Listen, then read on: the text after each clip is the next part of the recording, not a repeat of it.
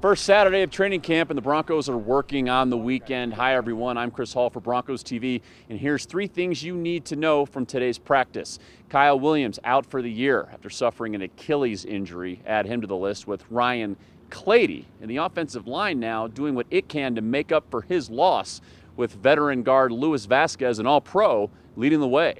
I don't even listen to outside noise. My job is to get myself and the rest of the line ready to play. And you know, my mentality is, you know, by the end of the fourth quarter, we want to feel your soul wilt in our hands. So I'm trying to instill that in the offensive line because it's dirty work. So, you know, you might as well get nasty with it, and that's what I'm trying to instill in the young guys. They're all just big-eyed and bushy-tailed, you know, trying to take in any information they can. And, you know, and whatever I'm saying or Coach Clancy's putting out there, or even Ryan Harris, you know, he's been around the league a number of years. So anytime, you know, any one of us has something to say, they're a sponge. They're trying to soak it in and apply it to themselves.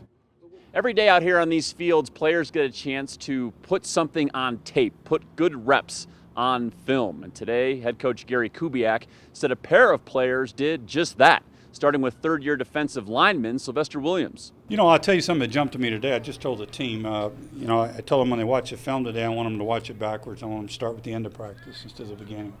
Because probably the majority of the mistakes we made, with the mistakes we made in practice, most of them are at the end of practice. It tells you you're making mistakes when you're tired. But a guy jumped at me, Sly.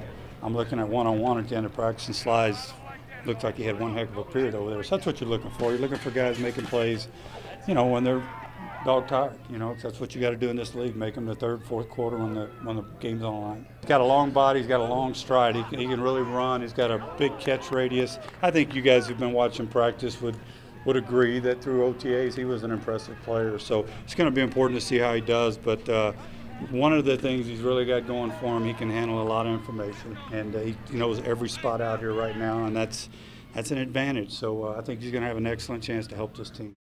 And finally, the Broncos are sticking to the plan and being careful with wide receiver Demaryius Thomas, easing him back onto the field as he learns this new offense. It's just what the coaches want and trainers want. You know, we're going to take it easy. I haven't been here a while, haven't played ball in high altitude in a while. So, you know, we're going to ease into it so don't get no injuries and be ready to go when I'm in better shape. If DT had been in this offense for a long time and I wasn't worried about assignment stuff like that, I probably wouldn't be so good. But that's probably the #1 thing that we got to catch up on with him right now. You know, his conditioning looks good. We're just trying to break him into football stuff, you know, the right way.